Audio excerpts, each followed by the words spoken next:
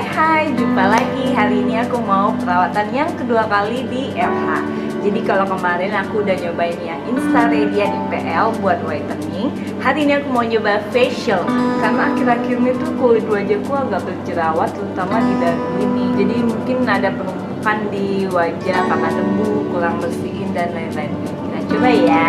Pasti hasilnya lebih kinclong. Amin.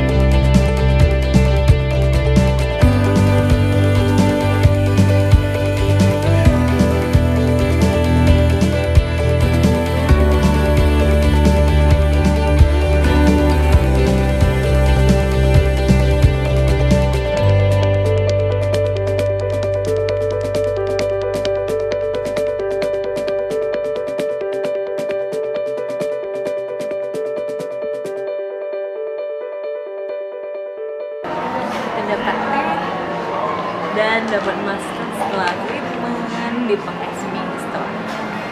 Baru pulang dari facial dan puas banget dengan pelayanan di RH, terutama kepada terapis Mbak Dila. Makasih banget ya, I love you. Soalnya detail banget pengerjaannya tuh, sampai bener-bener ke lubang hidung, sampai ke bawah-bawah dagu semua diberesin. Ini masih merah-merah banget sih ya, tapi so far aku puas banget. Semoga komedonya nyah selamanya. Oke, itu aja. Jangan punya masalah dengan kulit wajah, langsung ke RH ya. Dadah.